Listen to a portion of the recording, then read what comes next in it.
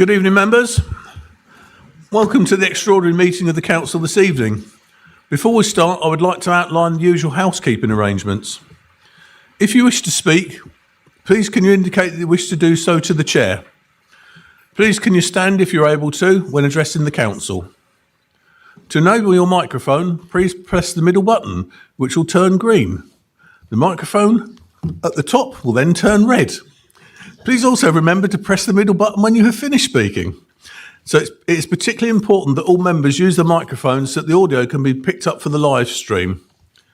In the event of a fire alarm sounding during the meeting, please stand and follow the meeting administrator to the fire evacuation point outside the building. I would also like to remind you that this meeting is being live streamed on the Council's YouTube channel. I would like to systems. It is possible that you may appear on the camera at times even when you may not necessarily be addressing the Council. For example, when the cameras are panning across the room or a colleague in your vicinity is speaking. Please be mindful of this at all times and act appropriately, including the use of your mobile phones.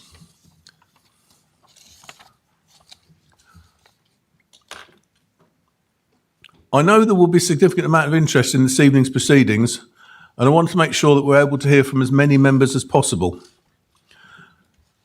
As ever, please can I ask councillors to keep their contributions courteous and constructive. Don't need to do that, we always do, but it's a good thing for members. Only those members that are present for discussion on the whole item will be allowed to vote. For those of us who are moving on in years, such as I am, appropriate comfort breaks will be allowed. And also managed as we go through the debate this evening. Thank you very much, members. Apologies. Do we have any apologies for absence? None to report, Chair. Thank you very much. Item number 1, members' interests. I'm going to ask the monitoring officer to address us on this so we're clear on exactly where we stand. Anita, over to you.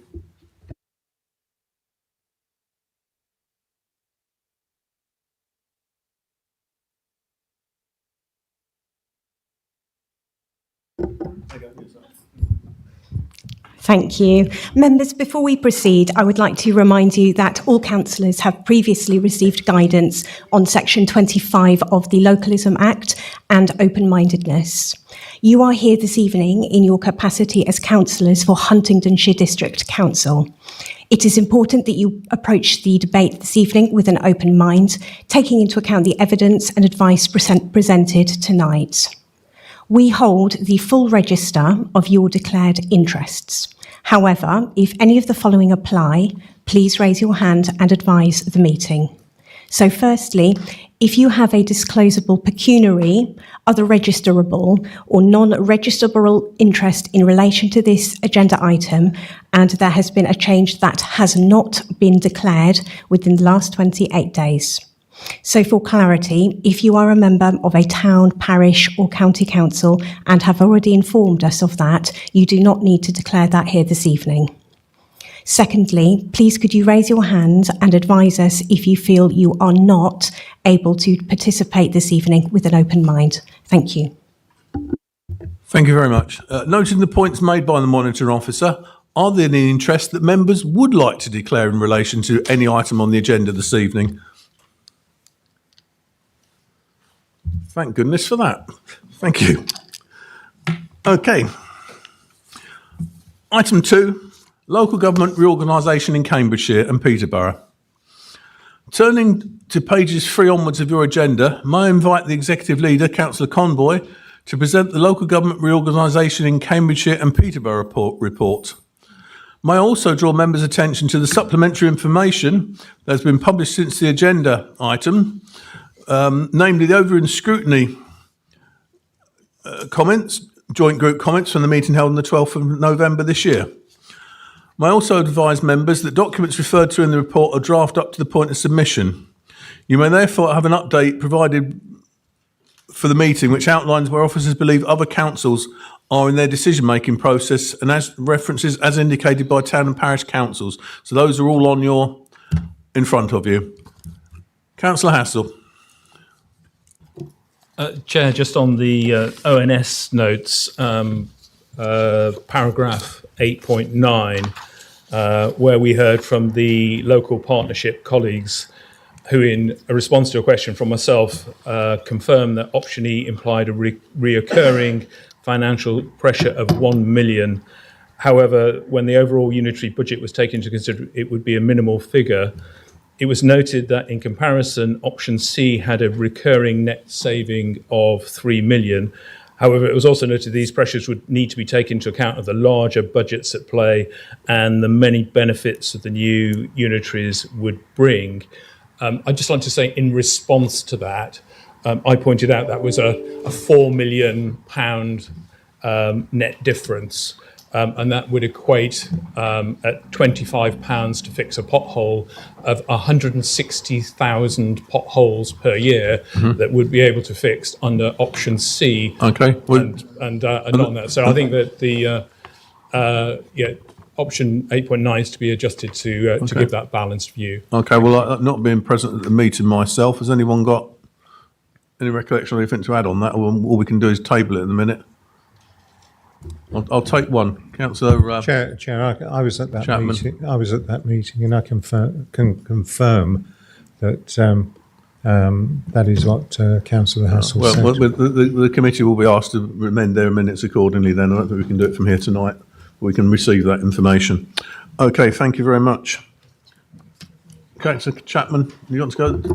Yes, thank you. The paper, which is the Town and Council Parishes responses, I would like to make you aware that St Neots has decided that it wants to support option C, and will be writing to the government along that Okay. Well, line. on that one, are you a member of St Neots Town Council? I am a member of Well, that's St. fine. You can actually probably St. tell us Neots you're at a Town meeting when that Council. was said. I was just going to say, otherwise, we can hear that, but I don't think we They'll can be notice, submitting so. their return on Yeah. Monday. Okay, thank you very much. Anywhere else? Okay, let's go back to where I was.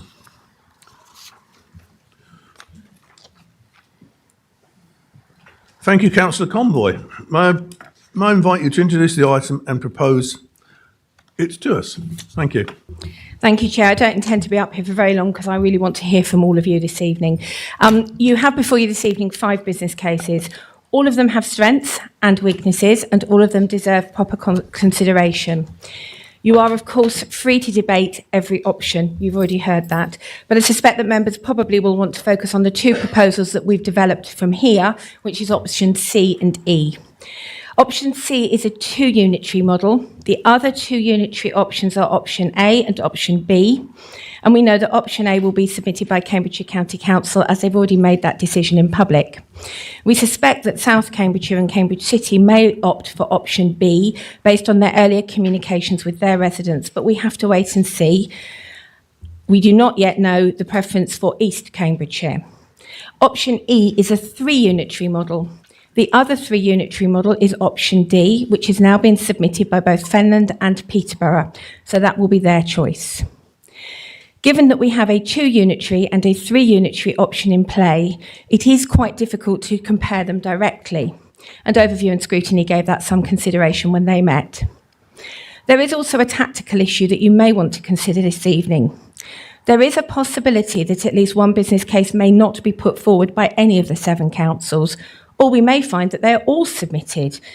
You will want to bear in mind that the legislation states that the Secretary of State can only modify a proposal or reject it. He cannot make a counter-proposal. I firmly believe that tonight's decision is too important for party politics. I want to be absolutely clear that members of the Joint Administration are free to vote as they see fit. There has been no direction. We have seen attempts elsewhere, and they have not played well. So all I ask is that you weigh the evidence carefully and you make the decision as you feel best able. You're free to debate, but can I please remind everybody that our potential partners will be watching, as will their members of staff.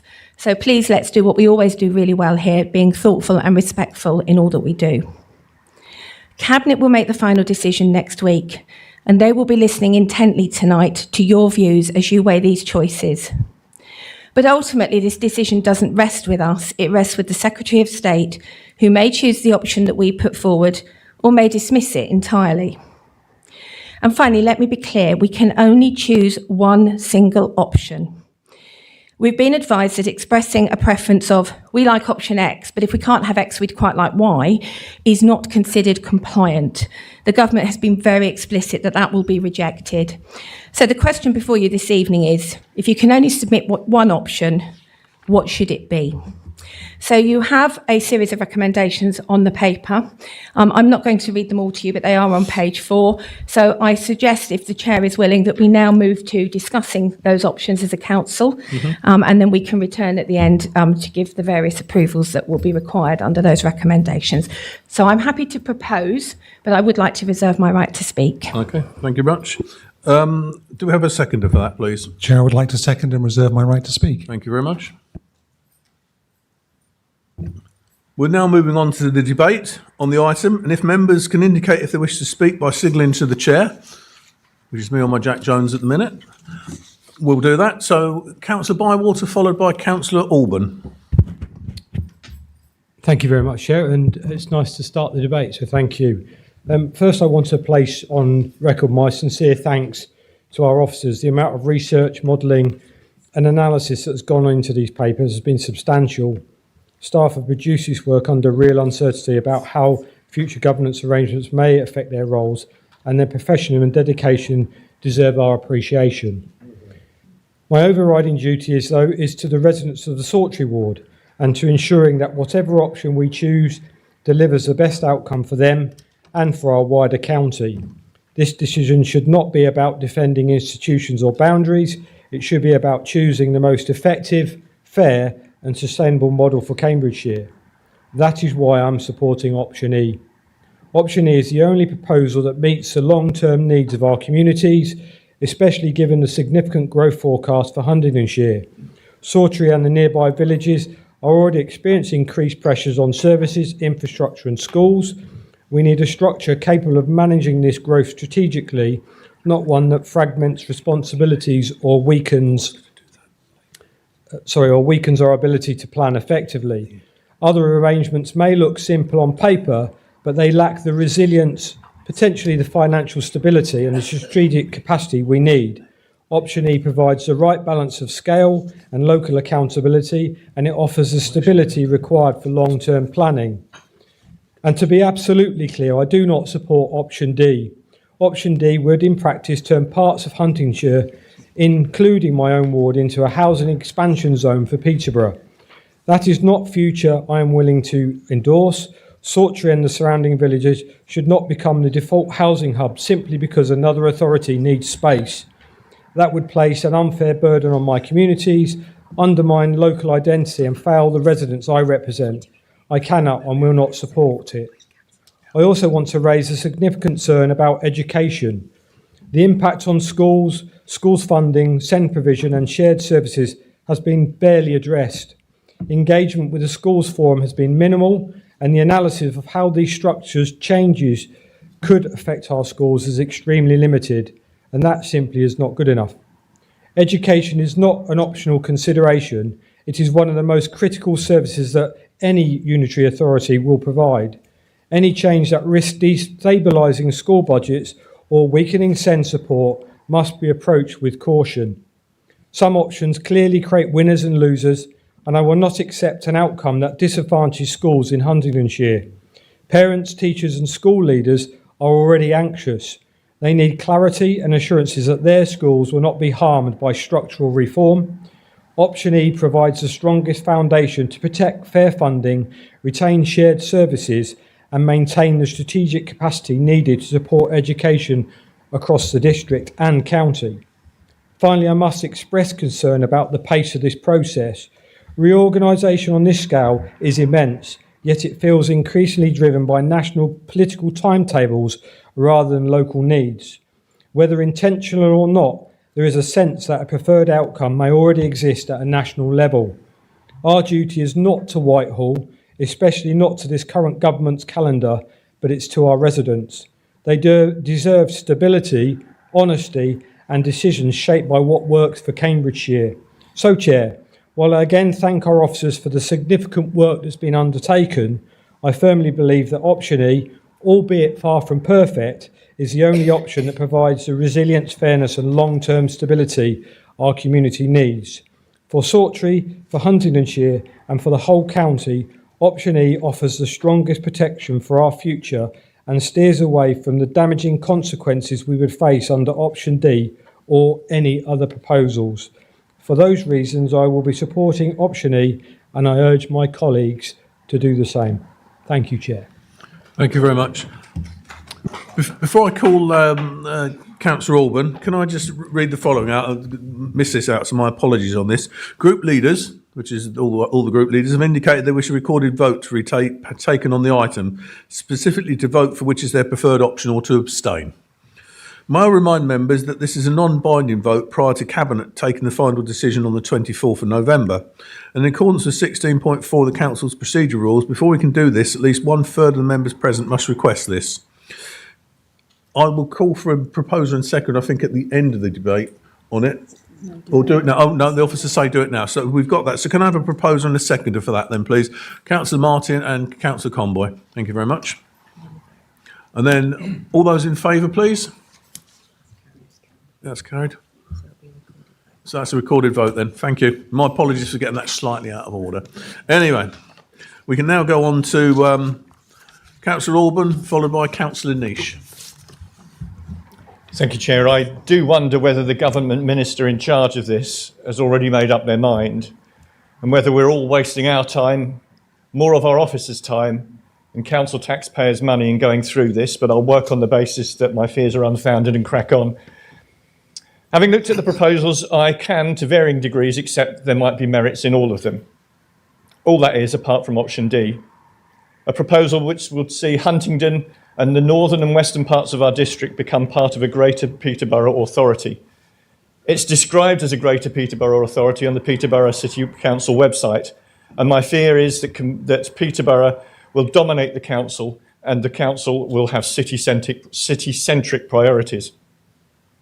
Whilst I wouldn't claim to speak for other members of the council or areas outside of the Stilton, Folkesworth and Washingley ward, no one I've spoken to in my area, none of the social media posts I've seen, none of the parish councils I've visited, have I seen a single positive comment about option D.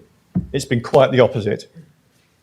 Residents in my area may shop in Peterborough, may work in Peterborough, they may get the train from Peterborough, they may use Peterborough leisure facilities, but I'll be hard-pressed to find anyone who might want to be in a unitary authority that's dominated by Peterborough.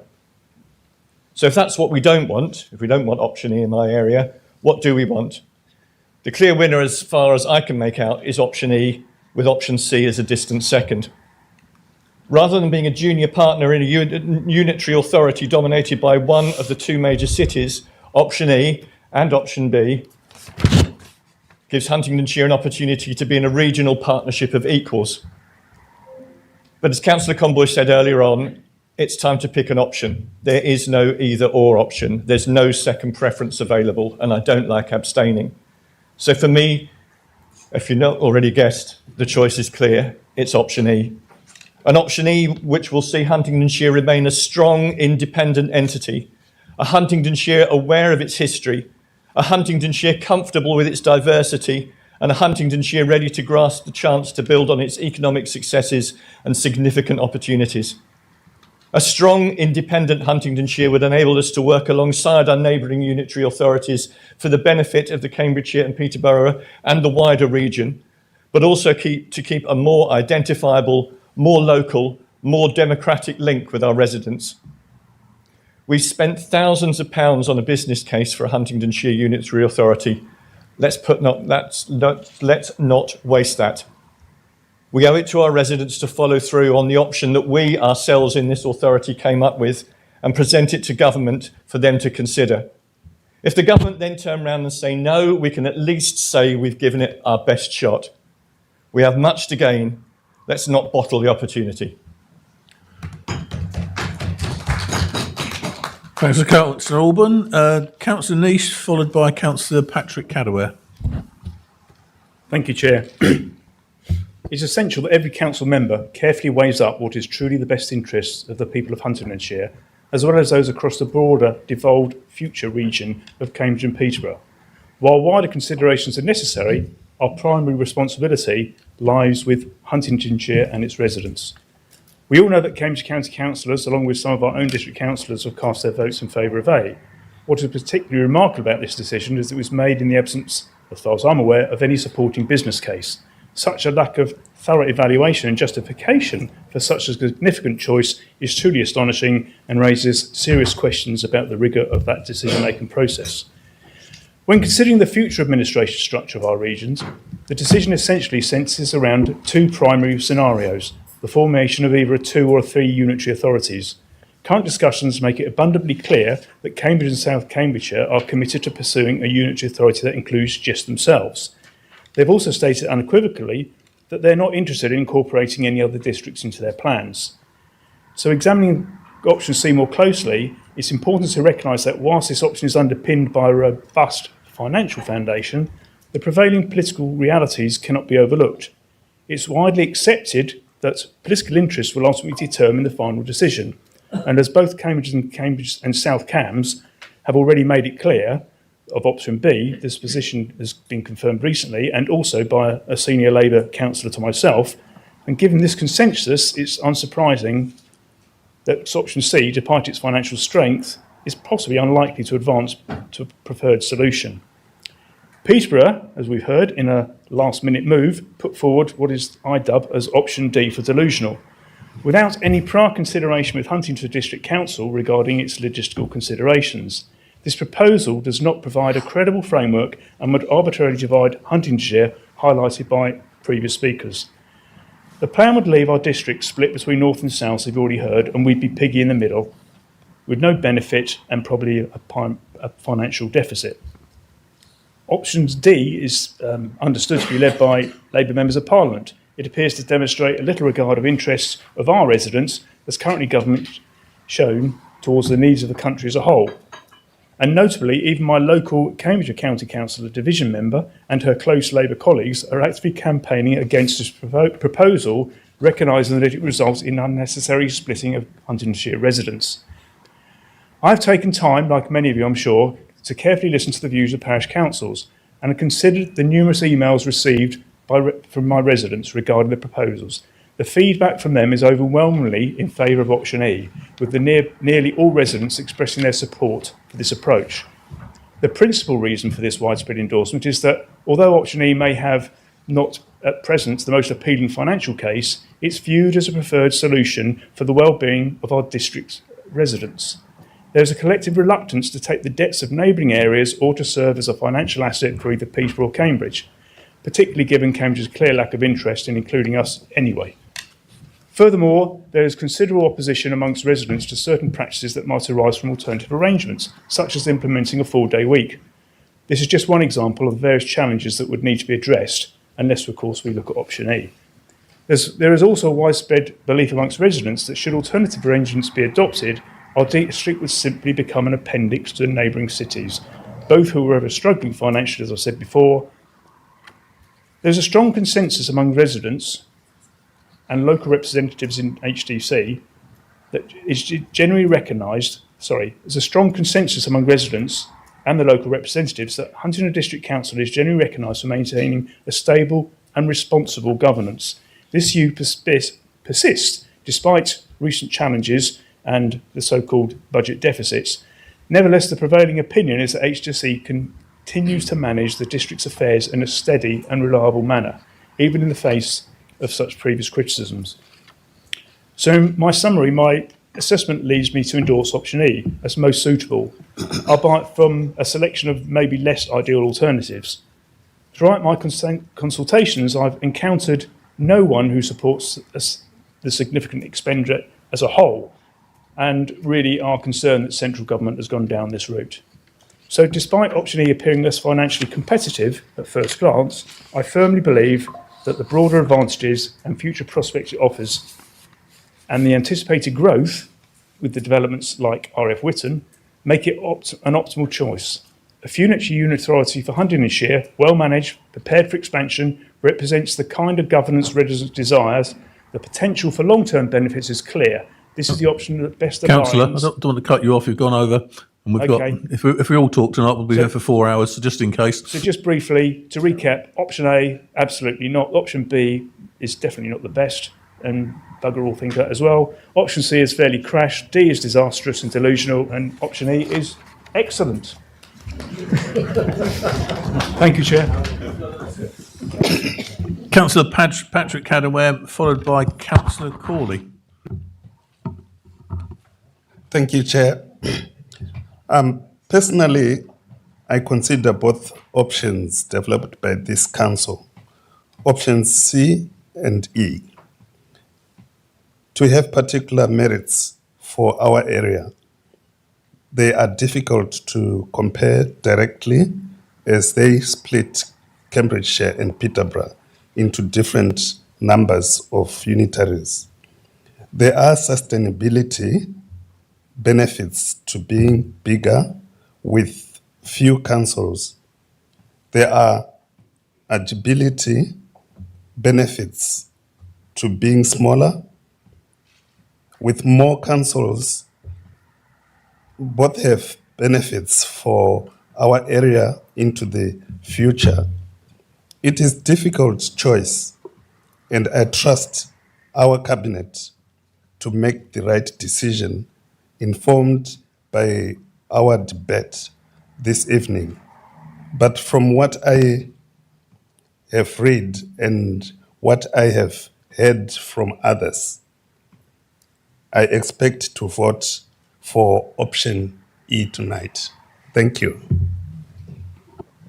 Thank you, Councillor. Councillor Corley, followed by Councillor Jennings. Thank you. Thank you, Chair. Fellow councillors, tonight we're asked to help to shape the future of local government across Cambridgeshire and Peterborough. These decisions are rare, weighty and long-lasting. They will influence how our communities are represented, how services are delivered and how growth is managed for decades to come. So our response must be grounded in evidence, guided by principle and be unambiguously clear. After studying all the options in detail, my view is firm. Option E, surprise, surprise, is the strongest, most coherent and most future-proof choice for Huntingdonshire. And option D, in my opinion, must be decisively rejected as an incoherent, unsustainable and politically driven land and cash grab that does not serve our residents. Let me explain why. Option E is the model that respects people, place and practicality. Option E succeeds where others do not. It respects the natural shape and identity of our communities. It keeps Huntingdonshire intact, recognising us as a district with real internal cohesion, shared services that work, and market towns whose connections run north, south, and east-west across the whole area. It reflects how people actually live, not how lines can be drawn to suit political convenience. Option E also aligns with public service footprints, health, police, fire, education, and the combined authorities' long-term strategic planning, as some of my colleagues have already highlighted. That alignment brings stability, integration and reduced risks.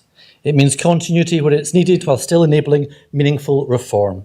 Financially, the option is sound and viable, transition costs are manageable, long-term sustainability is strong, and existing shared services can continue to underpin efficiency, and with growth around St Neots and the Tempsford new town corridor, growth recognised by the government, Huntingdonshire's population could continue to strengthen. In short, option E is practical, principled and future-proof and protects our identity, supports growth and delivers a coherent model for the whole sub-region.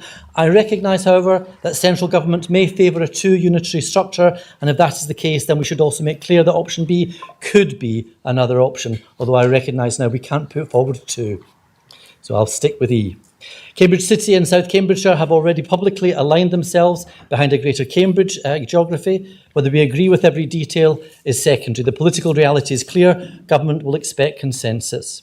Option C may be tidy on paper, but it's not supported by the councils who would be most affected. It makes it unworkable in the real world as far as I'm concerned. A responsible council must therefore identify a fallback. That could be B if that's the choice we're allowed to have. Finally, let me turn to option D, because I believe it poses the greatest risk to Huntingdonshire and its residents. Option D fragments our district against government guidance, against community identity and against basic common sense. It would carve out our high growth areas, Alconbury, Brampton, the A1 corridor, and attach them to an authority facing serious financial pressures. It's not reform, it's a politically motivated land and cash grab, as I've already said. Personally, I think any HDC councillor who supports option D should seriously consider their position. Let's be clear, this proposal is not about better services or stronger governance, it's about redrawing boundaries for partisan advantage. It's not a future I can support, and I would urge I'd urge colleagues to do likewise and not shy away from saying so plainly. Option D is irresponsible, unjustified and harmful. It should be rejected without hesitation. Colleagues, this moment calls for clarity and leadership. In my opinion, option E provides a coherent, sustainable, well-aligned future for Huntingdonshire and the wider region. Option D, by comparison, is divisive, incoherent and politically driven. That would damage our district and be a disaster for the residents we all represent. Our duty is to act in the long-term interests of our residents, not short-term political interests and not speculative redrawings of maps. I therefore urge members to support option E as our preferred model, identify option B perhaps as something we could live with if we had to, and reject option D firmly and publicly. This is our opportunity to provide leadership rooted in integrity and practicality. Let us choose the future that protects Huntingdonshire, strengthens our region and stands the test of time. Thank you. We've got 3 members down to speak at the moment, so if others wish to, please indicate. So we've now got Councillor Jennings, I think I said, followed by Councillor Keane. Thank you, Chair. Firstly, can I just say how pleasing it is that this local authority has given us the opportunity to debate and vote on all of the options. Yes. All of the options, rather than just one or two that the executive has thought fit to predetermine. And having sat on the scrutiny panel, I think that there were some really good questions and some really excellent points made about the process and how we've got to this stage. It's shown Huntingdonshire in a really good light in comparison to the way that some of the other authorities have approached this LGR process. Now, I have been genuinely undecided about the best option to take forward, not least because I think that government has missed a trick here. I'm a long-standing advocate of unitary authorities, but the government's desire to get things done quickly and cheaply has missed a real opportunity to reshape local government, putting the communities that now exist in the 21st century at the heart of the process, rather than using prescriptive pre-existing building blocks that have been in place for over 50 years. In the report, you'll read about the 6 criteria that the government will use to assess the business cases. At the scrutiny panel, I was told that although these criteria have been weighted equally in the report, it is for us as councillors to decide if some are more important than others. And for me, 3 of those criteria are clearly more important. The second criterion, which looks to achieve efficiencies, improve capacity and withstand financial shocks. I'm an accountant, I would say that. The third one, which prioritises delivery of high quality and sustainable public services. After all, that is the primary reason that we exist. And the 6th, which seeks to strengthen community engagement. And it's through the slightly narrowed prism of greater weighting to those criteria that I have reviewed the 5 options, and I shall address each in turn. Now, I know that the executive leader can't be held accountable for the actions of her party colleagues outside of this chamber any more than I might want to be associated with some of mine from neighbouring authorities. But last month's antics of the 3 Liberal Democrat councillors in St Neots has been disgraceful. To sell our residents down the river to appease the East and South Cambs leadership team by voting for option A, yet at the same time using weasel words to claim they were against it, is at best duplicitous and at worst downright deceitful. When I look at the options on the table, my residents tell me that it is an absolute red line that Eatonford and Eaton-Soken should be in the same local authority area as Peterborough. It clearly fails the 6th criteria about strengthening community engagement. And not only will I say that here, but unlike those Lib Dem county councillors, I will vote for it too. Excuse me. So that is option A off the table, and option B for similar reasoning. I'll touch on option D, perhaps not as lengthy as some of my colleagues, but it is frankly ridiculous. For my residents to be under the same local authority as Wisbech and Ramsey, but not Huntingdon, the town which they would have to drive through to get to either of those, or to suggest that community engagement will be enhanced by delivering services in common with Cheveley but not Gamlingay, shows either a lack of geographical and community understanding or a desire to gerrymander for political gain. So that leaves us with options C and E. On the face of it, the numbers for C seem to stack up better. The authority sizes are more balanced.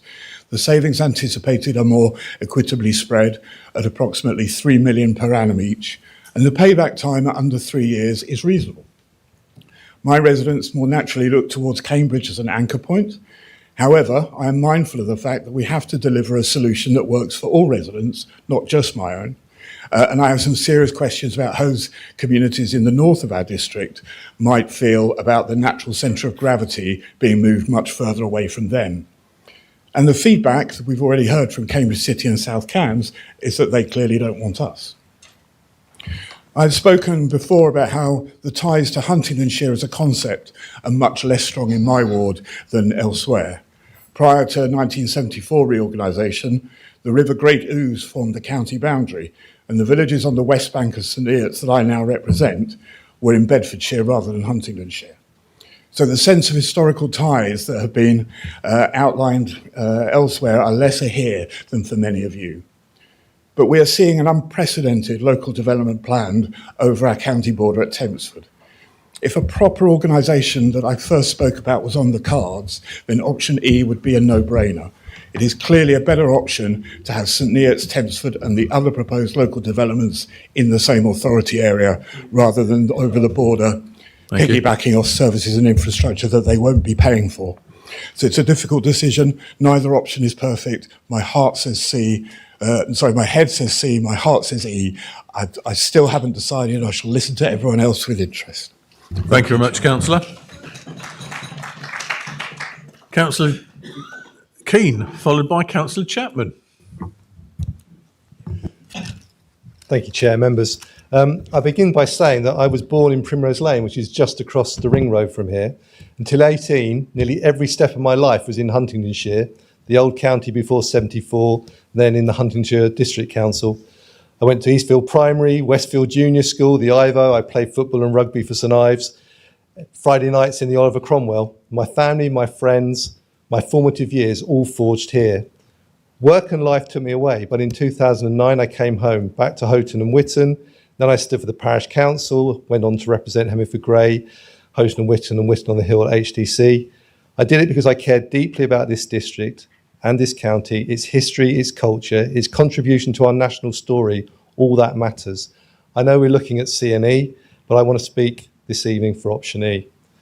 But I want to focus my remarks or reasons not on sentiment, but on substance, because in this process, size and scale has often been presented as simple measures of strength, but the evidence we have been given shows another way. Big does not automatically mean efficient. Across the finance work and the Newton social care modelling and the assessment from the local partnerships, one point is clear. Scale may create capability, but it also creates distance, complexity and cost. Efficiency does not emerge just from drawing a bigger boundary. It comes from clarity of purpose, coherent geography and a strong sense of place. Localis put it plainly in their recent report. When councils become too large, democratic connections falter, trust falls and service responsiveness worsens. Not everything in public service can be reduced to a spreadsheet or a balance sheet calculation. Councils succeed not only because of financial modelling, but because they understand their communities and are trusted by them. And that sense of belonging matters. A council that reflects the place its residents identify with, their history, their natural environment, their towns and villages, their travel patterns and local economy, this has an advantage no financial metric can fully capture. People are more willing to work with, support and trust institutions they feel rooted in their reality. And this is evidence-based, not sentiment. And what are the alternatives? Option D, I think, is the biggest failure on the test of place. It breaks the natural connection between Huntingdon and St Ives, a connection shown clearly in the commuter data, travel patterns and the services used. It creates an artificial divide through the heart of Huntingdonshire. My village would find themselves, or villages would find themselves on the border that makes no practical sense. And the modelling shows the consequences: higher transition costs, greater complexity, and a significant risk to coherent service delivery. Options A and C, while different in structure, share a similar issue. Both place Huntingdonshire inside a much larger unitary whose priorities would inevitably be shaped by major urban centres. This is not a criticism of those cities, it's simply how large organisations work. When scale increases to that level, smaller areas become secondary, how well-intentioned they may be. Option B has some merits as it balances urban and rural, but it does not provide the clarity or coherence that option E offers. It creates a very large northern unitary stretching across areas with very different patterns of need and growth, and risks losing the focus that Huntingdonshire has worked so hard to develop. So, why is option E the right choice? It keeps Huntingdonshire intact, coherent and accountable. It is large enough to be viable, small enough to remain connected to its communities, and built around real patterns of life, not artificial lines on a map. It would go to give greater control of our local plan, our transport priorities, and the major growth opportunities that depend on a council aligned to the character and needs of this district, to realise opportunities such as RF Whitton. It also supports the principle that efficient public service is not about scale, it's about identity, focus and purpose, about enabling councillors and officers to understand the places they serve, about giving residents confidence that decisions are made locally, transparently and in their interest. That combination, clarity of geography, strength of identity, a practical understanding of a district, is what will allow Huntingdonshire to succeed beyond what any single spreadsheet could show. For these reasons, in the interests of stable, effective and accountable local government, I'll be supporting option E. Thank you, Councillor Keane. Councillor Chapman, followed by Councillor Hodgson-Jones. Thank you, Chair. I feel I must apologise because I haven't brought a pre-written note for this evening. But when I look at LGR, I say to myself, what would Rockhard Fitzgilbert say about this if he were around today? St Neots area accounts for nearly 25% of the population of Huntingdonshire. If you look at St Ives, Huntingdon and St Neots parish councils, they all want to support option C, and that accounts for nearly half the population of Huntingdonshire. My particular area has a shortage of local jobs. Now, in Huntingdonshire, the job density is 67% of Huntingdonshire have local jobs. In St Neots, it's 34%. And when I look at where those people go to work, they go east, they go to Cambridge, South Cambs, they go west to Bedfordshire, and they go south to London. Very few travel north. The links of St Neots and the St Neots surrounding villages and area are to the south, to the east, to the west. The heritage, the history of the area, likewise, is to those areas. And South Cambs is built, places like Camborne, it's built on what was St Neots Priory lands years ago. As Councillor Jennings said a few moments ago, half of St Neots was in Bedfordshire for years. We raised the flag on 28th of November on Bedfordshire Day. We still do. Our churches in the Eatons are part of the St Albans Diocese. The others are part of the Ely Diocese. That division is still there, and we have people in the Eatons who so far haven't moved house in 40 years, but they've lived in 4 different county councils. Now, those people look to South Cambs, they look to Bedfordshire, they're aware of the Tempsford development that's going on. We have massive housing development in the centre of the Oxford-Cambridge Arc, and our transport links, the Black Cat to Caxton Gibbet and East-West Rail, all of those are east-west, they're not intended to take people to the north. So the links to the north are very limited. Our links to South Cambridgeshire, our links to Bedfordshire, our links to Cambridge, those are the places that our residents recognise as being in their local area.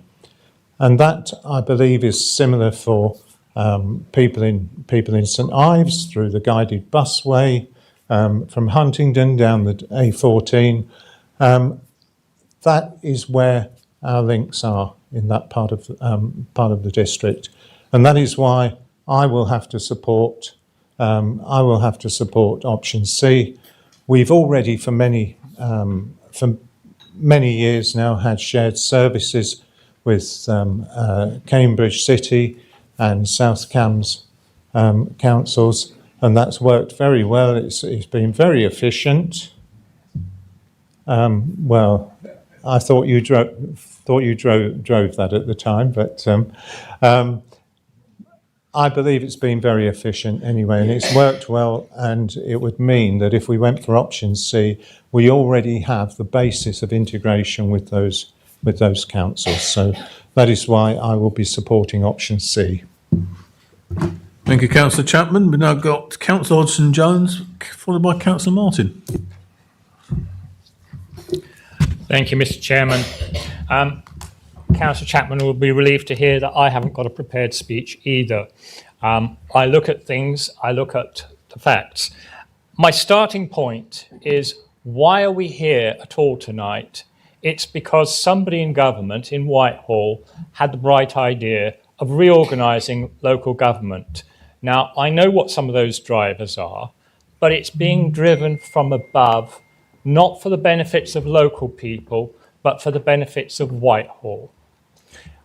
And we need to take account of democracy and accountability, and we need to take account of practicality, and we need to take account of localism. I don't know if any of you remember, but at the time of the French Revolution, they decided to dispense with all history, and they were going to redraw the map of France. And their starting point was to divide France into 100 departments. Now, they ended up very close to that, but their initial map was drawn with straight lines, 10 lines across, 10 lines down, 100 departments, total disregard of what people's realities are. Now, I'm not suggesting this is that bad, but this is certainly the reality of option D, and we must reject option D because it takes no account of reality, of people, of history, or anything like that. It splits communities. So we must reject option D. Now, I have actually had a few of my residents suggest to me that option D works for them because they live in the easternmost parts of this district, and they don't want to have anything to do with Peterborough. That is the only rationale they could put forward for supporting D, is that by virtue of where they are, they're separated from Peterborough. That is not the basis on which we should go forward. We need to think about what delivers for local people in terms of accountability, in terms of localism, in terms of providing for their needs. Yes, we need to understand that the system needs to be viable, it needs to work, and it needs to work, deliver services. But my next point is that reorganisation into larger units does not necessarily lead to greater efficiency. It does not lead to better quality services. And anybody who doesn't accept that needs to look at how businesses operate and the number of mergers and acquisitions that have failed because they've simply decided to go after big is better. Big is not always better, and we don't need to have a population of 4, 5, 6, 700,000 in order to deliver a viable council. What you need for a viable council is an identity, a local identity, a coherence, and something that connects with local people. And option E delivers that, which is why I will be supporting option E. I've looked at the other options and they drag us all. And geography matters.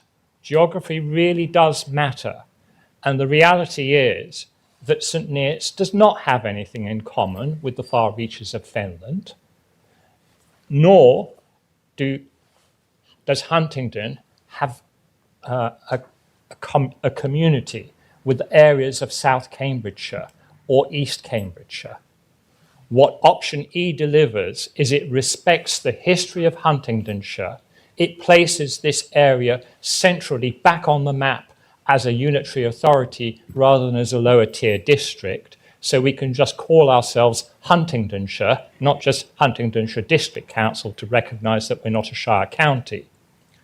Moreover, it puts us in charge of our own destiny and gives us the opportunity to grow using the areas that have already been identified. And then I have one final point that I want to make, which is that when you look at the whole thing of local government reorganisation and devolution, that is the role of the strategic authority and the mayoralty. And if we create a strong unitary around Huntingdonshire in option E, which has got the links north and south and east and west, it provides a level of stability that will enable the combined authority to carry out its strategic role. Because bear in mind that if we go through a transition where each of the districts is being shaken up and being merged and reorganised... Sorry to stop you, Councillor. If you finish off, please do. Yeah. Then that way there is chaos. And we in Huntingdon can provide an element of stability because we won't have gone through that shake-up that the other authorities would have done. Therefore, I support option E. Thank you. We've now got Councillor Martin, followed by Councillor Tevlin. Thank you very much, Chair. And I'd like to start by putting a huge thank you to our officer team on this. As a group leader, I've been involved a bit more than the average backbencher has. We've had fortnightly meetings and briefings on top of that, and then significant amount of paperwork to read in between. So I just wanted to say a massive thank you in particular to Beth, who's done a fantastic job in getting everything done. I also want to say sorry to them as well, because I have put a lot of pressure on them. I have asked some very difficult questions and probably given them a few headaches over the last few months. So a big thank you for all your help and support.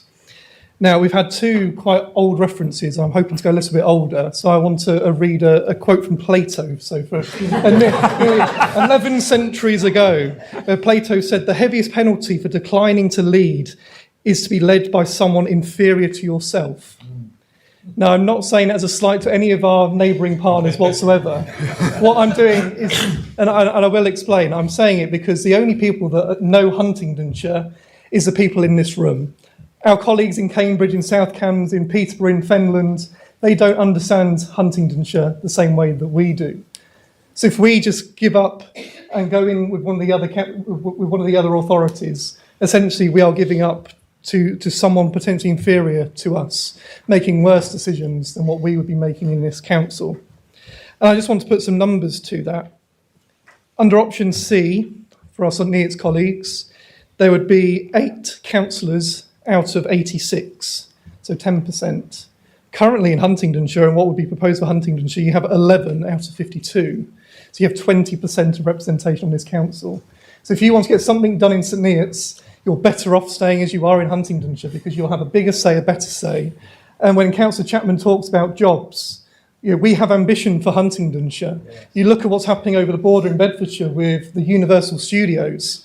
We want to utilise some of that in Huntingdonshire, but is that going to happen if we're with Cambridge? I don't think so, because they won't care about us. They care more about Cambridge, as we care more about Huntingdonshire. They will outrule us at every occasion. So that is why Huntingdonshire is the best option. Now, when LGR first kicked off and we got the first 3 options, I was really concerned that we were going to have a fight in this chamber tonight about whether we go to Cambridge or whether we go to Peterborough. And that's why I was incredibly happy when Sarah rang me on a very warm September afternoon whilst I was on my way to Suffolk. And she said, I'm thinking about putting forward an option E, Huntingdonshire on its own. I thought this is a real opportunity for Huntingdonshire, because we could all come into this chamber tonight, stand up and say, we support Huntingdonshire, we back Huntingdonshire. We could have been the only council in the country that backed a single option. It doesn't look like that's going to be the case tonight, which is a huge shame. It's a missed opportunity, because we could say to government that we are the ones leading, we are the ones that are moving forward. We are all united, because when option E was put forward and all of our colleagues were coming up to me, laughing at me, saying that Huntingdonshire is getting too big for its britches, we're just going forward with it because we're throwing our rattle out the pram. I said the reason we're doing it is because Huntingdonshire is different. We do politics differently, because we really do politics differently here. We have a strong opposition on this side. We have an administration over here. We hold you to account. You push back when you can. We don't disagree. We don't agree all the time, but actually we work together a lot of the time as well. You know, I look at the capital and centric work that we're doing in St Ives and our other market towns. I look at the RAF Witton. We're working together on that across party, both locally and nationally. That happens in Huntingdonshire. It doesn't happen elsewhere. We look at what's happening in Peterborough, in Cambridge, in Fenland, in South Cambs, in Bedfordshire, in Northamptonshire. It doesn't happen, but it happens here in Huntingdonshire. So it's a real missed opportunity if we don't all tonight put our hands up for option E and send that real clear message to government that we do things differently, we do things better, and we can do things better. And prosperity in Huntingdonshire will only happen if we're allowed to go on our own. Because if we go anywhere else, we will be the poor relation. We will be the housing, not the hope. So all I ask all of you is, if you vote, a vote for option E is a vote for hope in Huntingdonshire. A vote for any of the other options is a vote for housing in Huntingdonshire, because essentially that is what's going to happen. Because I'll read a quote from Peterborough Cabinet's meeting yesterday. Councillor Farouk, former leader of Peterborough City Council, said, "We want to go for a minimum change for a maximum reward." Now, the way I read that is, any of the councillors that live in the greater Peterborough section, you might as well get your wallets out now, because that's all we're doing. All we're going to be doing is paying for Peterborough. Now, I know many of my colleagues have made very admirable comments about option D already. So I hope that we can stand together for option E, not just for Huntingdonshire, but because it works the whole of Cambridgeshire and Peterborough. Thank you, Chair. Thank you, Councillor. Much appreciated. Councillor Tevlin, followed by Councillor Hassel. Many thanks, Chair. So I am also ad-libbing tonight. Whilst I see, so in my mind, option C and option E, and I see the merits in option E, I do understand Huntingdonshire has such a core history with Cromwell and the Roundheads and the Cavaliers, and that history and heritage that we share is important, as well as, you know, this constituency is legacy to a former Prime Minister. But since then, we have since divided with new parliamentary boundaries. We've got St Neots and Mid Cambs now. My ward is very much closer to South Cambridgeshire in Fenstanton.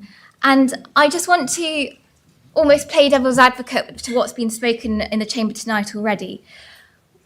The thing is with reorganisation is, I see it as we need to get with the times in the sense of embracing it, seeing the opportunities.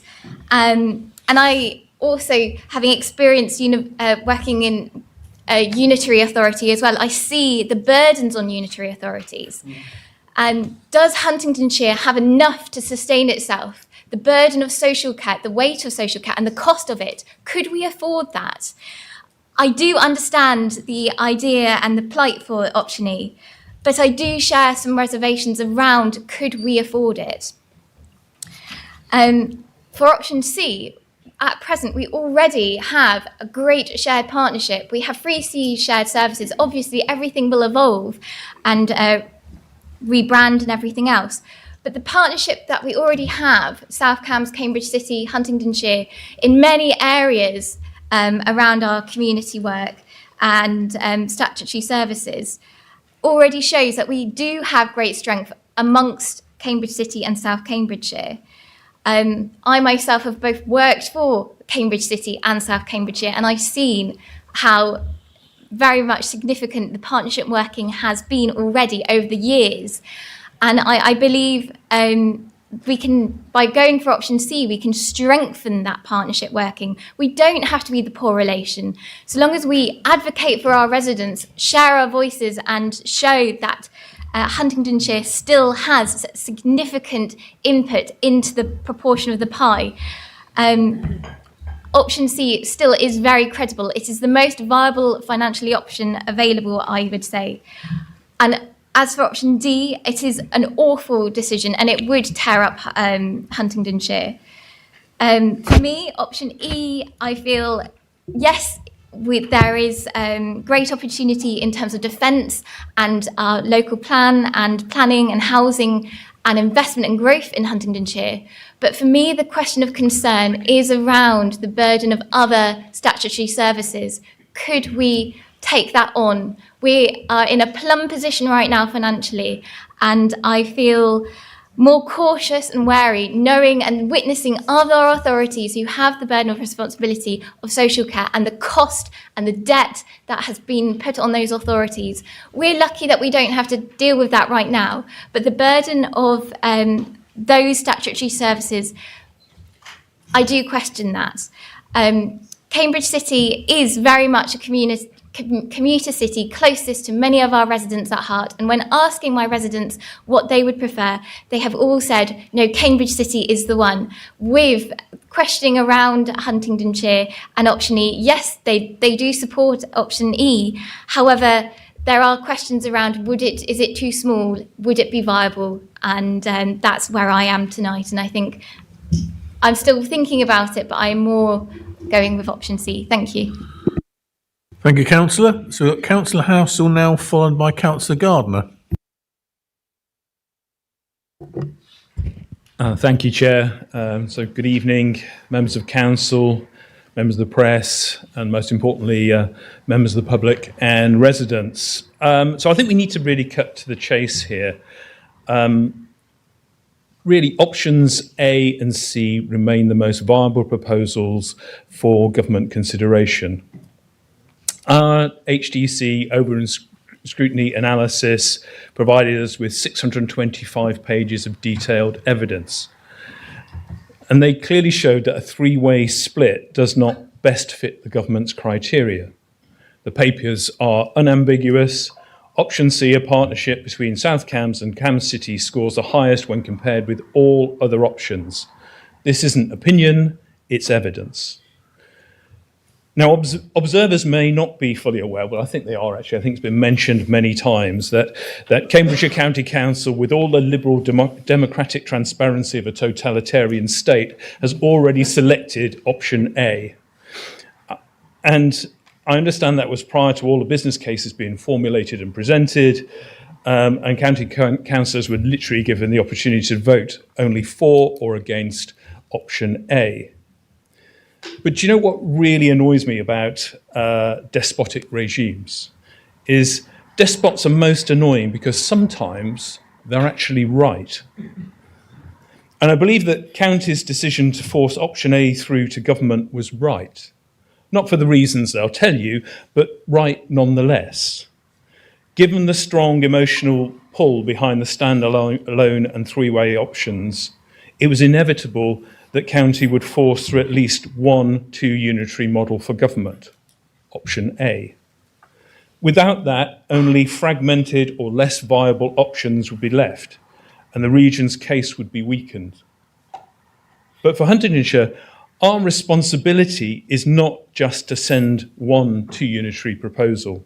It's to ensure that government has a genuine choice between two credible, high-quality two-unitary models, option A and option C.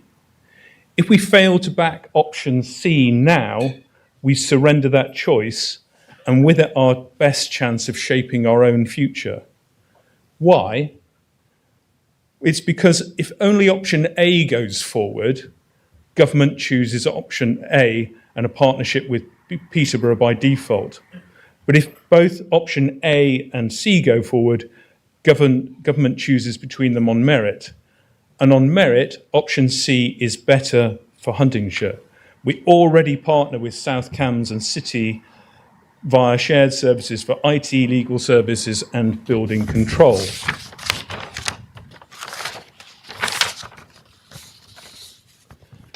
So members of the press and public, I particularly encourage you to examine pages 44 and 45 of the Overview and Scrutiny Pack.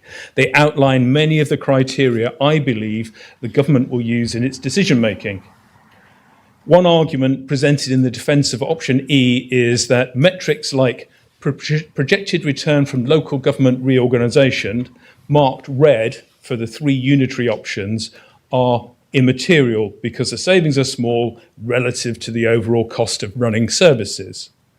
I submit that that argument is weak. Here's why. Government claims to be pursuing this reorganisation to save money. If government is pursuing LGR to save money, will it choose an option that delivers a negative financial benefit? Will it choose an option where the authority, in this case Huntingdonshire, faces a recurring annual loss? The answer is no, it won't. The recurring net savings at 5-year metric in those tables, again on pages 44 and 45 of the officer's report. The choice becomes clear. Option E shows a recurring negative benefit of 1.1 million for Huntingdonshire. So every single year, that's a loss of 1.1 million. Options A and C show positive benefits of between 3 and 3.2 million. Now, I want you to understand what these numbers mean in practical terms. Huntingdonshire District Council's current operational revenue is about 20 million from an overall budget of 200 million. That means a 1 million recurring loss is 5% of our operating budget that we don't have. Conversely, a 3 million recurring gain is 15% of our operating budget. Councillor, I will let you go on slightly, but you're over and I've let others go, so a little bit more and then you can wind up, please. Because this is really important. It's not a trivial accounting difference, is what I'm saying, Chair. From a resident's perspective, as I've already mentioned, a 4 million annual difference is... the Russians are here already. If you can just knock that off my thing, because sort of like there's a spy in the room. Councillor, you're well over now. I'm ever so sorry. I'm going to have to stop you. It's 5 minutes maximum. Please. Anyone, and you're nearly up to 6. So no one else has gone near that. So I'm going to have to stop you. You've allowed everyone else to go over. No, I have not. Not near that level. The most anyone's gone is 5:20 because I've watched all the times. So if you could wind up, you've got 5 seconds to wind up. Thank you. Okay. So it basically equates to a summary 3 million recurring annual benefits could serve a mortgage for approximately 42.9 million in capital borrowing, 10 to 11 medium-sized swimming pools, complexes, 1 to 2 regional leisure centres. And that's it. Thank you.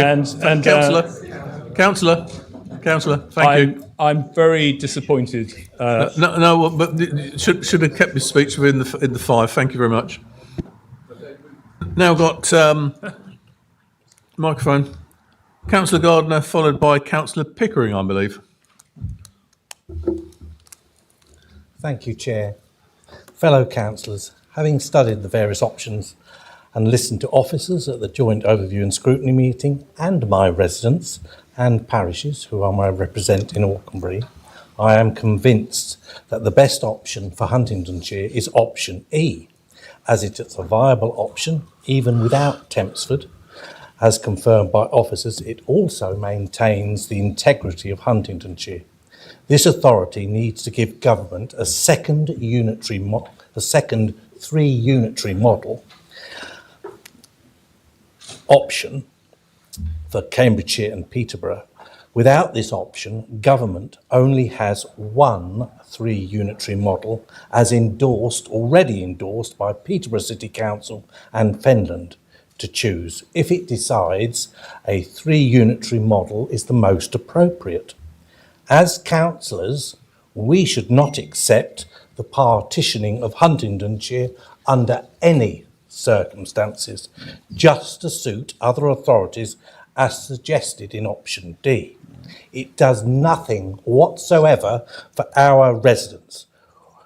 Residents in St Neots, Godmanchester, St Ives and Great Staunton would be lumped in with Wisbech, March, Ely and so on, to which they have no connection whatsoever. The proposed Mid-Cambs unitary would also be saddled with the cost of repairing peat-affected roads to the tune of hundreds of millions of pounds. The county council is already grappling with that. Why on earth would you put that to one unitary? I don't know. My residents in Alconbury, along with those residents in Sawtry and Huntingdon, would become the dumping ground yet again for Peterborough's housing requirements and their cash cows, which I know for a fact my residents do not want.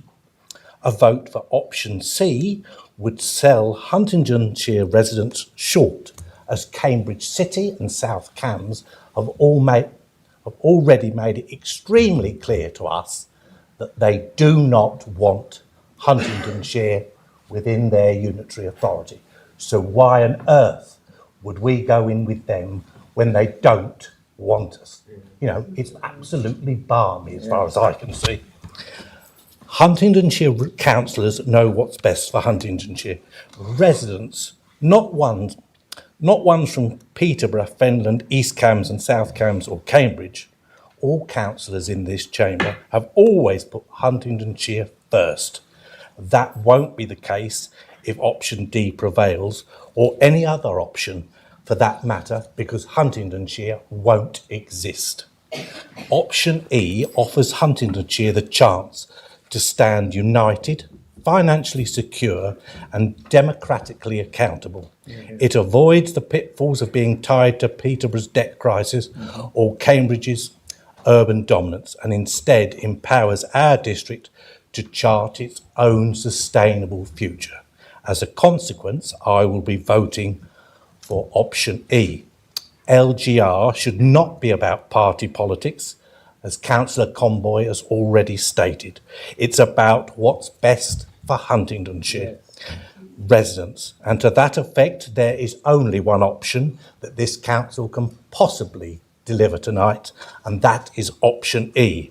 I therefore urge all my fellow councillors to vote for option E. Thank you, Chair. Thank you, Councillor. We've now got Councillor Pickering followed by Councillor Hunt. Thank you, Chair. I've heard lots of very eloquent statements in support of option E this evening, and my heart very much is for that option too. However, I wonder if we're missing the point that ultimately it's not us that is going to be making this decision. And as much as we might want to see a strong and independent Huntingdonshire as an independent unitary, I simply cannot see the government making this choice based on the criteria. The evidence that I've read in the reports suggests to me that it's a two-unitary option that best fits the government's criteria, not what we would like, but the government's criteria. That leaves us with options A and option B, both of which join Huntingdonshire with Peterborough. And colleagues have already spoken very clearly about how our geography and history much more closely align us with Cambridgeshire than with Peterborough. So given that I simply cannot see the government choosing a three-unitary option based on the criteria, I, at the moment, am minded to support option C. Thank you. Thank you very much, Councillor. Councillor Hunt, followed by Councillor Gledo, and then I've run out. Cool. Thank you, Chair. And can I start by thanking members of the Joint Overview and Scrutiny Panel for their contributions last week, and it was a pleasure to chair that session. The way that the Labour government have rolled out the local government reorganisation programme has set the process up to fail. They've set arbitrary guidelines that have been moving targets. They've created a process that has required so many councils to spend time and money on this rather than local priorities. It was revealed back in August that ministers never costed the plans. And at the end of the day, as the data in the business cases show, this won't fix the funding crisis in local government. Rather than doing the right thing and funding local councils properly, and social care in particular, the government are rearranging the deck chairs and hoping that solves the problem. I'm angry, and residents should be as well. Despite this, it's right that HDC have engaged with the process, or else we would have lost our one opportunity to influence the Secretary of State's decision. Over the course of several months, I've spoken to many residents, I've chaired the extraordinary scrutiny panel, and I've read through all the business cases in depth. Through that, I've personally come to the view that option C, partnering Huntingdonshire with Cambridge and South Cambridgeshire, is the best option for Huntingdonshire and the rest of our county. One of the words that kept on coming up at the Overview and Scrutiny panel last week was balance, and that word has stuck with me. Option C provides a balance in an almost impossible situation. It balances areas of higher service need with areas of lower service need, including social care, SEND and homelessness. It balances economic geography and population, with our area looking towards Cambridge, like our local economy and our transport network. It balances local identity and pride with financial sustainability, unlike option D, which we've heard much about this evening, but I think most comically separates Huntingdon and Godmanchester, which would be a very interesting situation for many of the residents in my ward. And ultimately, C is a viable option that I believe that the Secretary of State could confidently select when they make the final decision. While I would support a standalone Huntingdonshire, I am less convinced that option E, or a free authority split in general, meets the government's decision-making criteria compared to other options. And given the Secretary of State, not us, the Secretary of State, is the final decision maker, those criteria are key. My heart says C or E, but my head and the data says C. If option E becomes this council's preferred position following this evening in the cabinet decision, great, I'll support it and I'll champion Huntingdonshire like everyone else in this chamber. But based on what is in front of me this evening, I cannot vote for it over option C this evening, given that I can only support one option. This isn't an easy decision for anyone here, and it certainly wasn't for me. Knowing our councillors, and especially those in my group who I have the pleasure of working with every single day, everyone will have come here this evening to make the best decision that they think is best for Huntingdonshire and our whole region, based on everything that we have in front of us. I believe in Huntingdonshire, and we all believe in Huntingdonshire, and we all want what is the best for our whole county. As such, that's why we need to get this decision right. And our priority needs to be a sustainable financial footing for our future councils, which reflects local identity and economic geography. And that should be our number one priority. That's what draws me to option C, with option E as a very close second. As such, I will be voting for option C this evening and urge other members to join me in doing so. Thank you.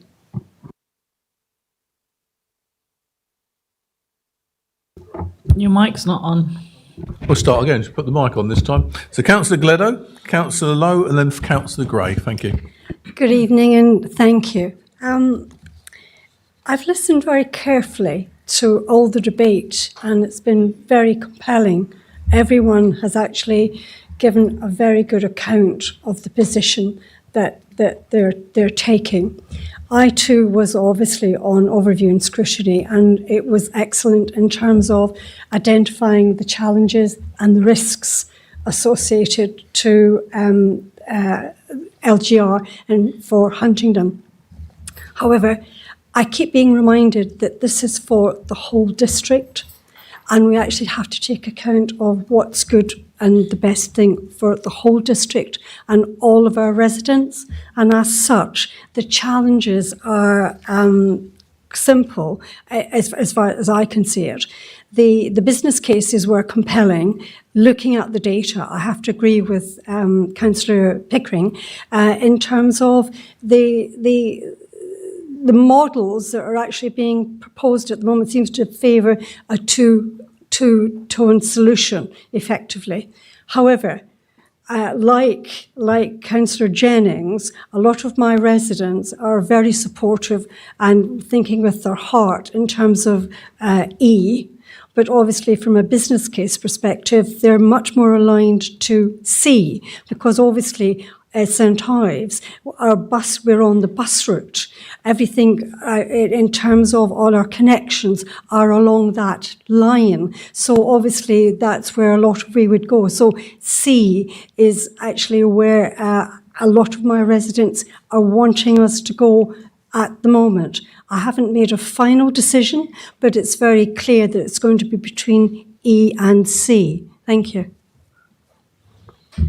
Thank you, Councillor. Now we've got Councillor Lowe, followed by Councillor Gray. Thank you, Mr. Chairman. Today, we face a defining moment for Huntingdonshire, a moment that goes beyond charts or boundary lines. This is about who we are, who we want to be, and whether we believe our residents deserve a council that is truly rooted in our communities. That is why I stand firm in support of the most excellent option E, a standalone Huntingdonshire Unitary Authority. Earlier today, our Huntingdon MP delivered a powerful message in Westminster. He reminded the country that Huntingdonshire is not just a district, it's a historic county with centuries of identity, pride and self-governance. And he's absolutely right. Every day in the villages I serve in my ward, Warboys, Wistow, Woodhurst, Upwood, the Raveleys, Oldhurst, Broughton and Pidley-cum-Fenton, I see that pride firsthand. Our residents care deeply about their communities, but too often they feel unheard. That sense of frustration isn't imagined. It comes from a democratic deficit created by systems that push decision-making further and further away. If we choose any option other than option E, then decisions about our roads, our schools, our funding and our services will be made in Cambridge or Peterborough. Places that don't know our villages, do not walk our streets and do not share our daily challenges. How can we claim to deliver genuine accountability when the decision makers are miles away and unfamiliar with the people they serve? Option E fixes that. It gives us something incredibly simple yet powerful. Control over our own destiny. Decision-making that happens in Huntingdonshire, for Huntingdonshire, led by people who actually know what matters here. I think about the work I do with residents across Warboys and the surrounding villages, navigating, planning applications, helping community groups secure funding, supporting local flood groups who come together in the toughest moments, pushing forward a new community centre, or standing each November at either Pidley or Warboys war memorials to lay wreath in remembrance. These are not abstract tasks. They are moments that show the bond between a council and its communities. They only work when councillors and residents know each other and governance is close enough to truly understand local life. Option E strengthens that relationship instead of stretching it thin. And let's remember, Huntingdonshire is more than capable of standing strong as a unitary authority with over 180,000 residents, thriving market towns and resilient rural communities. We have the scale and diversity needed.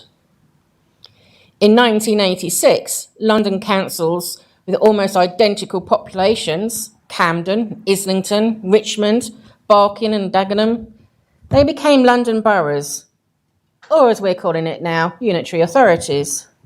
And they've thrived ever since. Huntingdonshire can do exactly the same if we choose courage over caution. This is not about building more bureaucracy, it's about removing duplication, simplifying services and giving residents clarity. All of us have dealt with residents unsure whether to call the county council or district council for basic issues. That confusion breeds frustration. A single streamlined authority ends that. Let me be clear. Choosing option E does not mean turning our backs on collaboration. We will still work with neighbouring authorities as a partner with strength and autonomy, not as a junior voice in someone else's system. Huntingdonshire should never be an afterthought in Cambridgeshire governance. It should be front and centre. And with our Chief Exec and our MP already leading the way, we have an opportunity to reclaim our history, our identity and our pride. Thank you. Thank you, Councillor. Councillor Gray, followed by Councillor Pitt. Thank you, Chair. and just like to compliment all of my fellow members who've already spoken this evening for, I think, excellent contributions that have been made in a really good spirit around the chamber. And I've waited 21 years as a councillor to get involved in this debate this evening, because I've long wanted to have a discussion about local government reorganisation and about Huntingdonshire and the opportunities for Huntingdonshire. I've got ringing in my ears long distant predecessor of Councillor Conboy, Derek Holly, reminding us that he'd never seen a local government reorganisation that ever led to savings. And if anyone here can point me in the direction of a successful local government reorganisation that created a more efficient council, a more effective council, and a council that was closer to their residents than the model that was there before, you'd be doing very well. And please join in the debate with the chairman's permission. But nevertheless, as members have said, we find ourselves in a situation where this hapless government is charging headlong into reorganisation on the basis that it's going to save us money, when the experience of many reorganisations before says that that's not going to be happening. Nevertheless, we find ourselves where we are.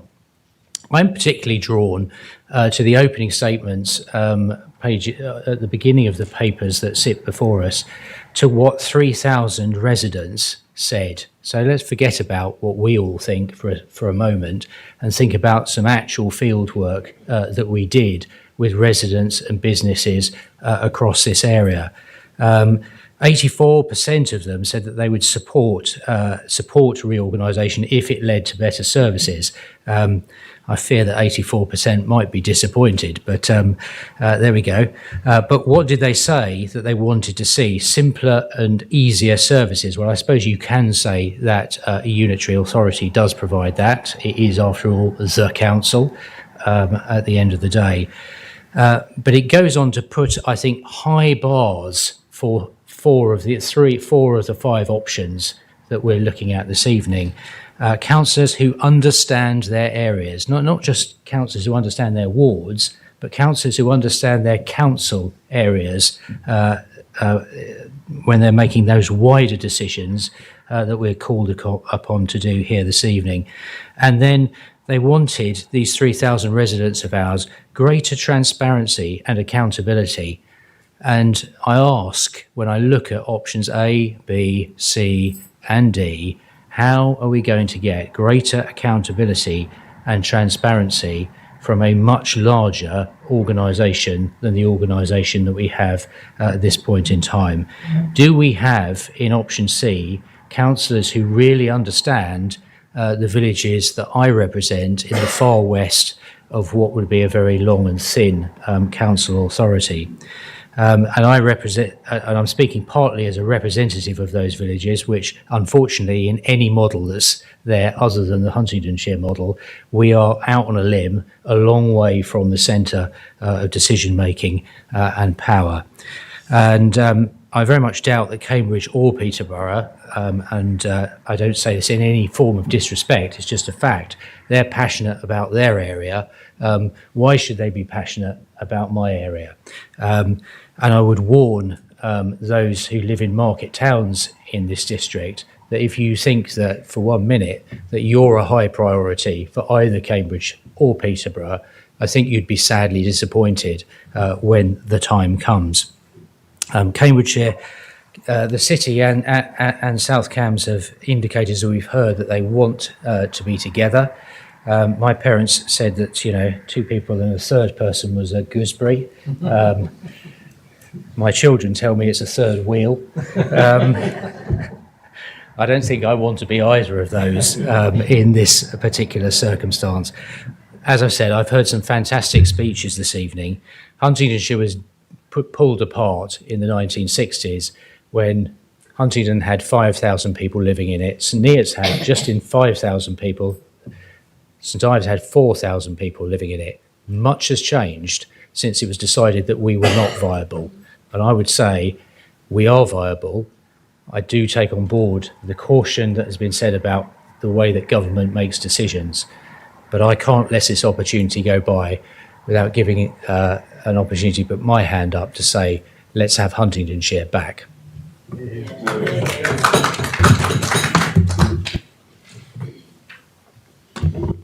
Thank you, Councillor. We've now got Councillor Pitt, followed by Councillor Corney, then Councillor Simone Taylor. Thank you, Chair. So just echoing, there's been some really heartfelt and very eloquent speeches this evening. I'm really grateful for that, because I haven't written a speech because genuinely I wouldn't have been able to prior to this evening. I came here with an extremely open mind, I would say clouded with confusion, you know, heart and head, all those sort of things. It's really difficult to form a coherent, let alone a steadfast view. But I think this debate has helped me a lot. So I moved to St Neots in 2012. It was very much a spreadsheet decision. It kind of made sense. There was things that I was going to miss, but actually I thought I'm near to Cambridge, near enough to London. I can still do the things that I might have missed otherwise. I didn't even know I was moving to Huntingdonshire. It wasn't part of my thought process. 10 years later, I was serving on the town council. I'm slightly embarrassed to say when the district council asked the town council to fly the flag of Huntingdonshire on Huntingdonshire Day, we voted against it. And I think that says something about St Neots' relationship with Huntingdonshire as an organisation, as a place perhaps. But in the last few years, serving on this council, I think my relationship my view has changed, perhaps mellowed a little bit. But I see, it's possible. So I see Huntingdonshire as having a very clear sense of place. Those market towns and those villages is what makes this place really exciting and really valuable. I thought when I moved to St Neots, I would be commuting in and out of cities. I don't do it. I barely leave Loves Farm, to be honest. I like to walk around. So for me, that sense of place is really important. I don't see us as a kind of a suburban sort of overflow to Peterborough or Cambridge. I think there is something about Huntingdonshire that is worth preserving, no matter what the outcome of this process happens. I also don't accept this whole argument about size equals efficiency. I think we're likely, as many members have said, we're not going to find those savings. Essentially, the work needs to be done. If you've got a chief executive who's responsible for a team that's 3 sizes of the one that we've got at the moment, they'll have to manage a team that's 3 sizes as big. The work's going to remain needing to be done. So I don't accept that efficiency saving argument. So in a way, the business cases, and great respect and thanks to those who have prepared them, but I think the fundamental premise of this is flawed. And so where do we go from here? I think for me, that the heart says E. I see that as a really great outcome for the people of Huntingdonshire and the sense of place and us being the masters of our own destiny. But actually, if you take out those, I think, flawed efficiency savings, it makes sense on that level as well. I also think, looking at the whole of Cambridgeshire, we all need to decide, well, government's going to decide what's best for the whole of Cambridgeshire, not just trying to cherry pick what's good for some places and less good for others.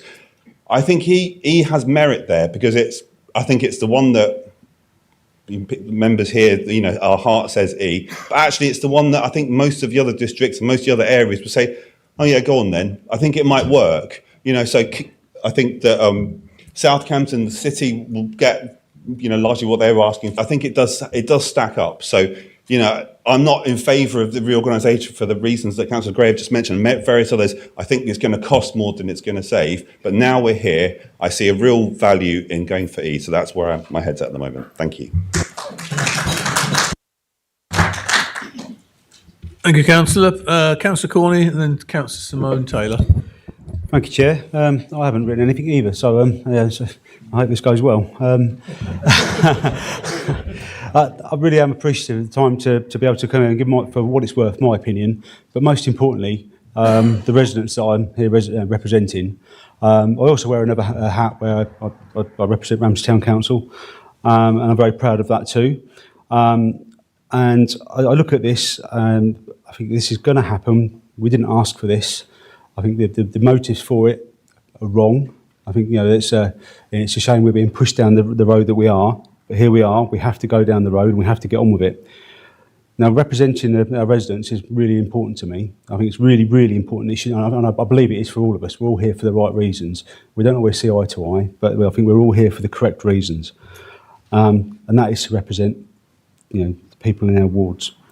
Now, just looking at this, this paper we've got in front of us today, which is really helpful because, this Ramsey needs to go on there, and it's going to be. I know that I think the email was coming tomorrow.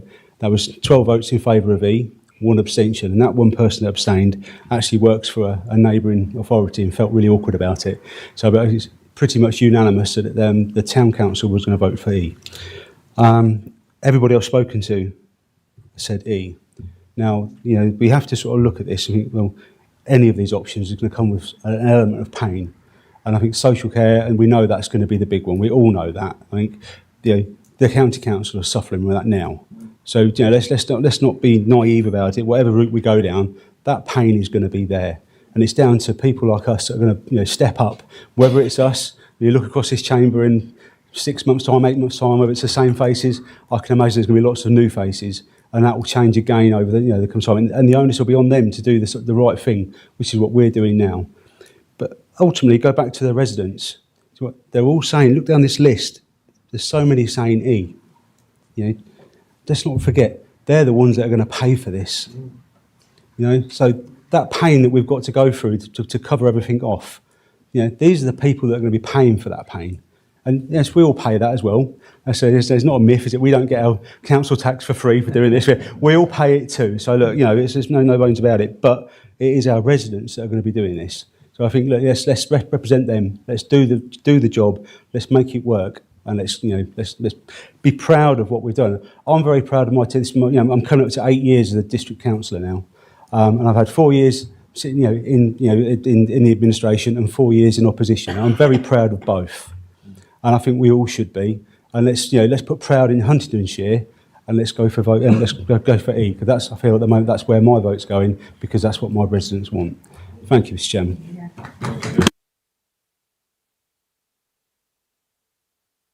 Councillor Simone Taylor, and then any others before I wind up?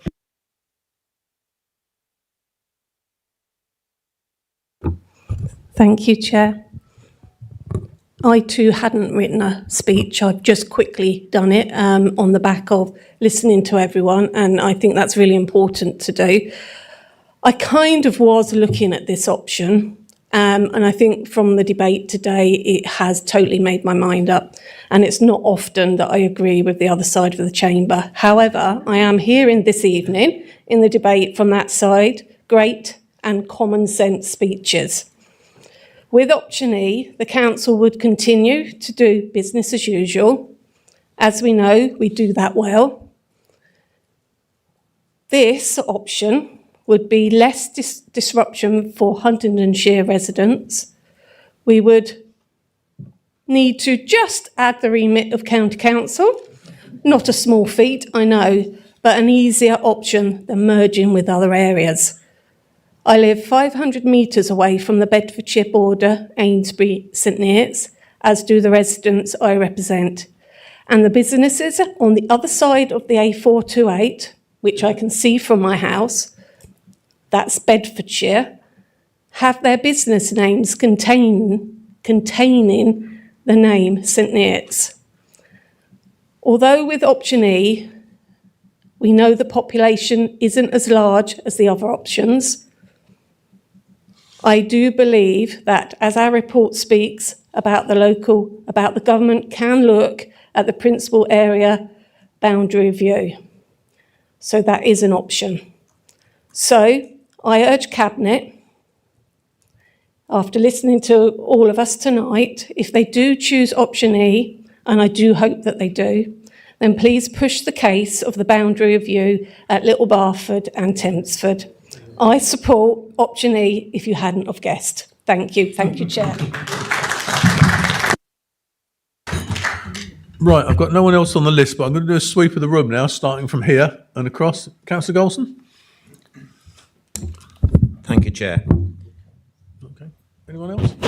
Our current corporate plan, 2028, states our aims are to make Huntingdonshire a place where people can thrive by improving the quality of life for local people, creating a better Huntingdonshire for future generations, and doing our core work well. Are we doing that? I think we are. We as a group, with the officers working together, are successfully delivering that in spades full, buckets full. Will we be able to deliver that if Huntingdonshire is under either Cambridge or Peterborough? I think not. The concentration there will be on finance spend on the city. All the monies will go into the cities and very little will come out to us. Under A, B, C or D, Huntingdonshire will become the land to be built on and deliver cash for either of the cities. And certainly not option D, tearing us apart.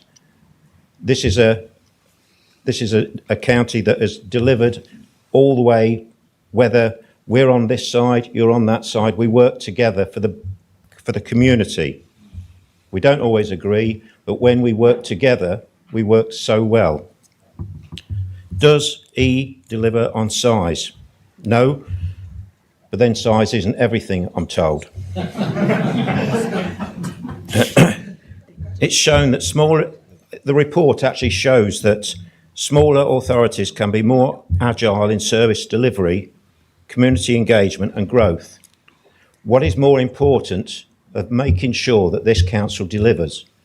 The service delivery is what we're after all the way along the line. So we must be making sure that this is picked up. The finance element is something else, but if we don't take E forward to the government to show it, then we may as well give up, because Huntingdonshire will no longer exist. Importantly, we'll be delivering for Huntingdonshire, for the people who elected us. So far, I've seen so many reports on Facebook, etc. It's a resounding no to joining Peterborough, and it's clear that Cambridge don't want us. So my view, my option at the moment, it was hard all the way along, but I'm grateful that that Sarah brought this to us with C and D, and I think C would have been a slight one to go for, but E is... Get a grip, councillor. E is... Delusional.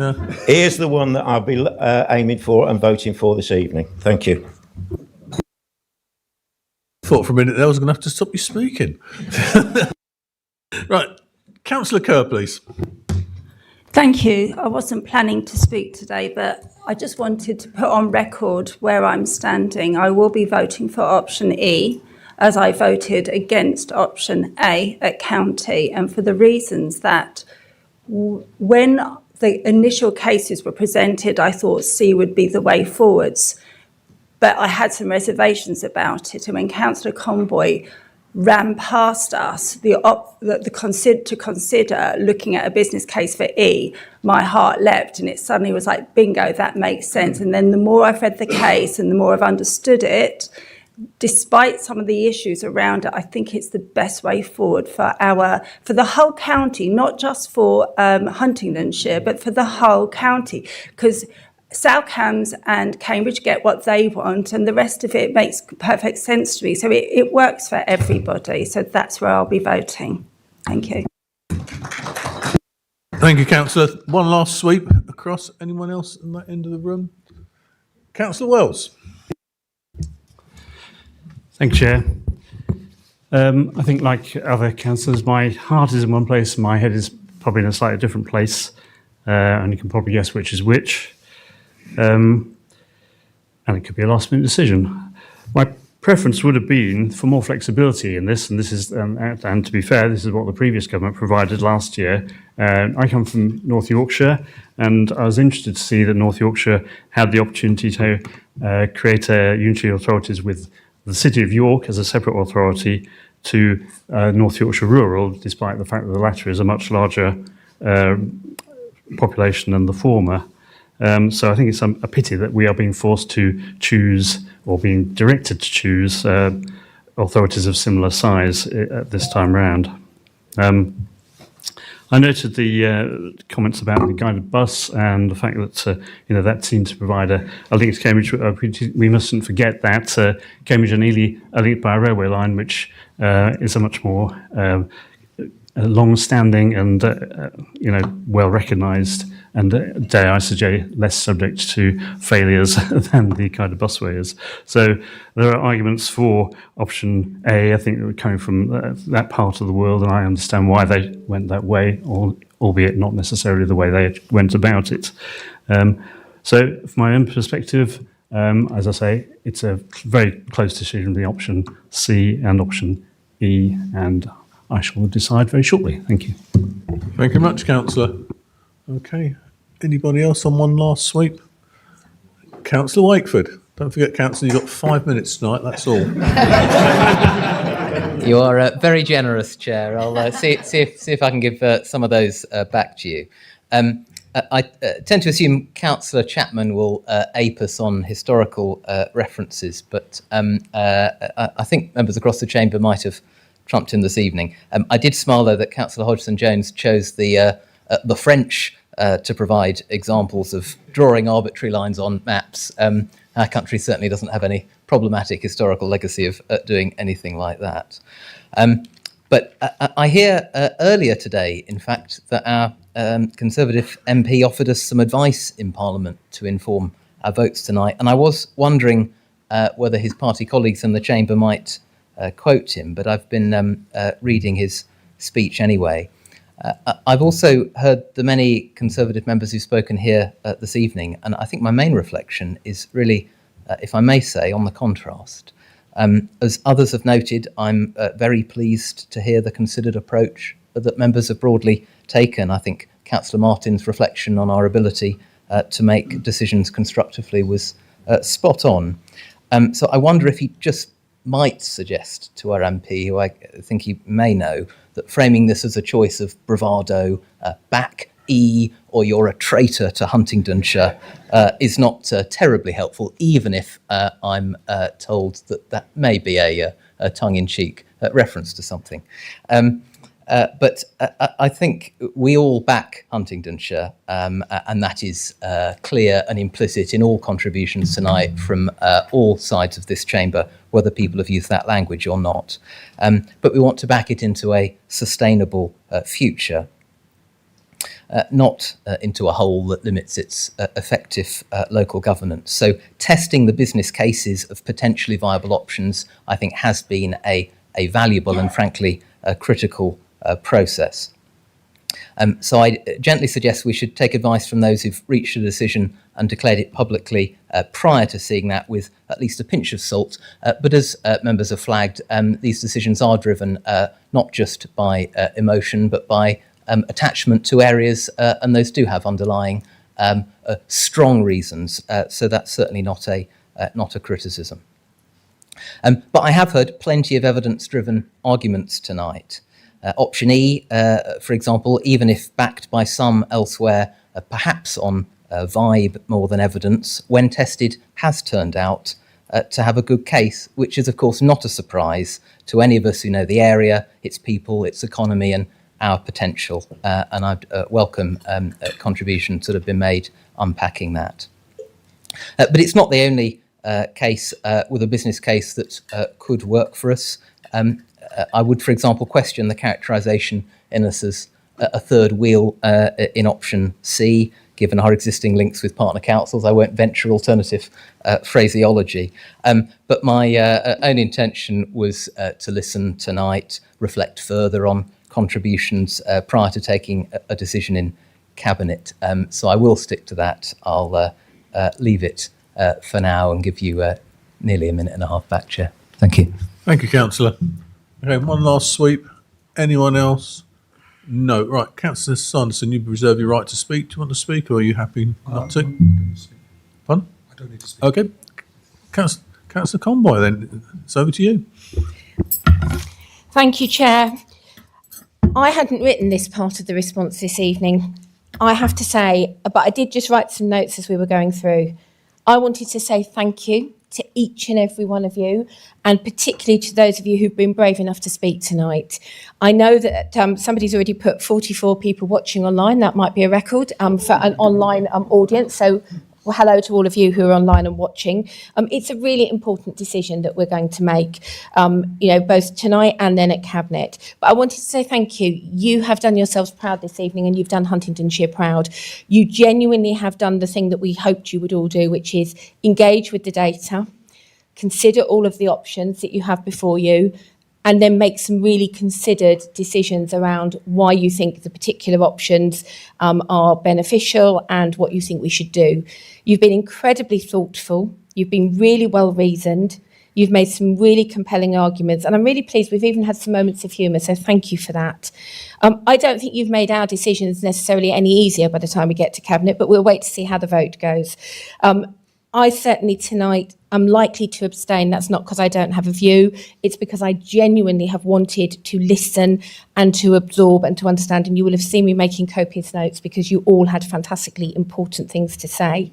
So I also want to put on record before we go to the next part and make decisions in terms of a vote this evening. I want to thank all of our officer colleagues. It has felt a very long time. It's been nearly a year. We're nearly there. But thank you so much for your hard work and dedication in getting us here. And thank you to all of my colleagues, councillors in this room, for your consideration. I think we'll be in a good place to make, hopefully, the best decision that we can possibly make for all of our residents. So thank you.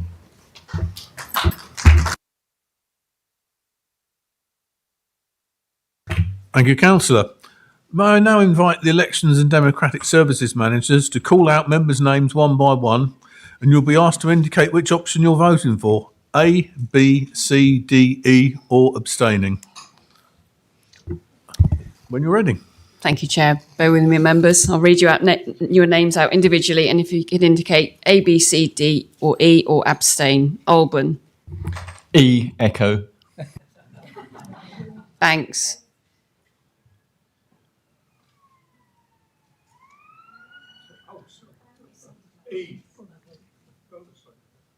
Boutel. E for excellent. Blackwell. Burke. E. Butler. Bywater. Catmer. Cawley. E. Chapman. Clark. Conboy. Corney. E. Costello. E. Criswell. E. Davenport Ray. Dew. E. Ferguson. E. Gardner. E. Gledo. Gray. E. Golson. E. Harvey. Abstain. Hassel. Hodgson Jones. E. Howell. Abstain. Hunt. C. Jennings. E. Jordan. Marion Cadware. E. Patrick Cadware. E. Keane. Kerr. E. Lowe. E. Martin. E. McAdam. Brett Mickleborough. Debbie Mickleborough. E. Mockball. E. Niche. Echo. E. Pickering. C. Pitt. E. Sanderson. Shaw. Ian Taylor. E. E. Simon Taylor. Terry. C. Tevlin. C. Wakeford. Abstain. And Wells.